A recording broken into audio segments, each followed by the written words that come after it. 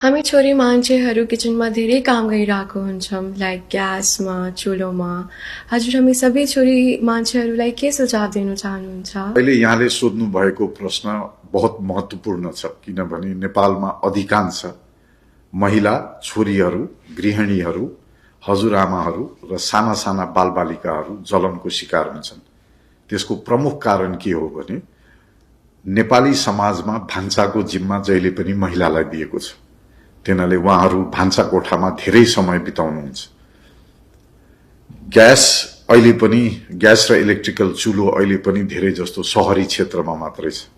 ग्रामीण क्षेत्रमा अहिले पनि दाउराको चुलो नै नेपालमा प्रयोग गरिन्छ। भुइँमा बसेर खुकुलो लुगा लगाएर भान्सा कोठामा काम गर्दाखेरि दुर्घटना हुने धेरै सम्भावना हुन्छ।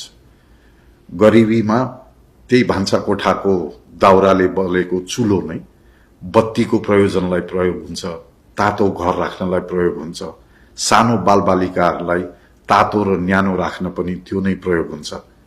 त्यसैले चेलीबेटी, छोरी, हजुरआमा जो भान्सामा काम गर्नुहुन्छ, सबैभन्दा प्रमुख कारण चाहिँ के हो भने कस्तो लुगा लाउनु भएको छ त्यसमा ध्यान दिनुपर्छ।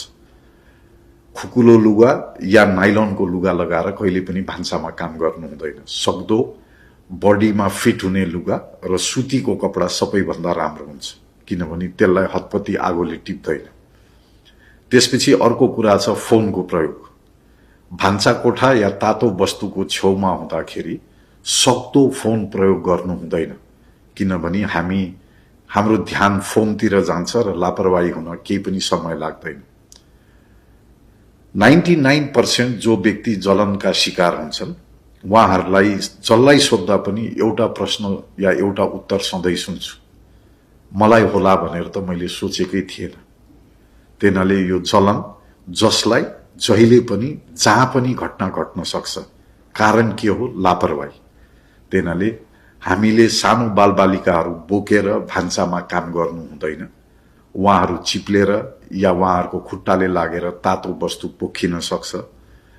यस्ता अनेकौं कारक छन् जसले भान्सा कोठामा दुर्घटना घट्छ।